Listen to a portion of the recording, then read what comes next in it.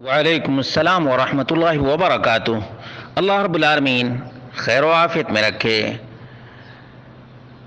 سوال یہ ہے کہ شیخ محترم اس حدیث کی صحت کیسی ہے، مکمل وضاحت کر دیں۔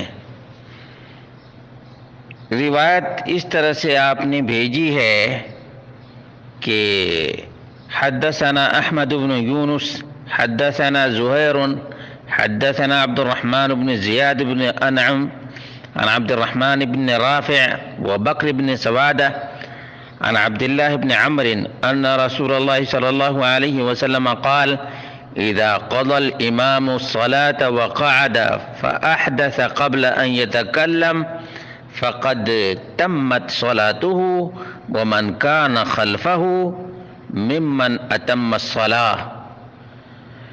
عبداللہ بن عمرو رضی اللہ عنہ سے روایت ہے کہ رسول اللہ صلی اللہ علیہ وسلم نے فرمایا، امام نے جب نماز پوری کر لی ہو اور آخری قعدہ میں بیٹھ گیا ہو اور کلام کرنے یعنی سلام پھیرنے سے پہلے ہی بے وضو ہو جائے تو اس کی نماز ہو گئی، اور اس کے مقتدیوں کی بھی جنہوں نے نماز پوری پڑھی ہو نماز کامل ہوگی۔ اس روایت کی تخریج میں صاف طور سے لکھا ہے اسنادہ ضعیف، اس کی سند ضعیف ہے۔ اخرجہ الترمذی، ترمذی نے اس کی روایت کی ہے، کتاب الصلاۃ، باب ما جاء فی الرجل یحدث فی التشہد، حدیث نمبر 408، من حدیث عبد الرحمن بن زیاد الافریقی بہ، یہ عبد الرحمن بن زیاد الافریقی سے یہ روایت ہے۔ وضعفہ، امام ترمذی نے اس کو ضعیف قرار دیا ہے، تخریج کے بعد اس کو ضعیف قرار دیا ہے۔ وقال الدارقطنی، جلد نمبر 1 صفحہ نمبر 379 ہے، عبد الرحمن بن زیاد ضعیف، اس کا راوی عبد الرحمن بن زیاد ہے جو ضعیف ہے، لا یحتج بہ،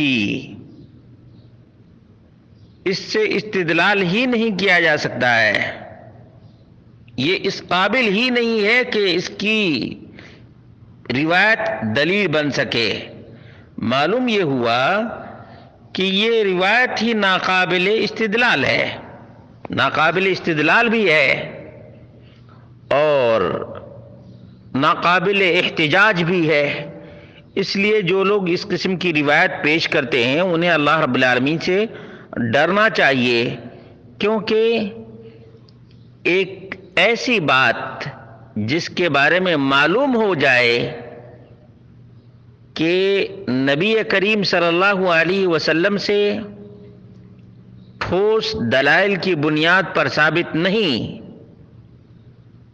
تو اس سے دلیل پکڑنا اور استدلال کرنا یہ روا اور جائز نہیں ہے، روا اور جائز نہیں ہے۔ اس لیے جو لوگ اس قسم کی روایات لاتے ہیں انہیں علمی دیانت کا خیال رکھنا چاہیے اور ایسی بدترین حرکت سے باز آنا چاہیے۔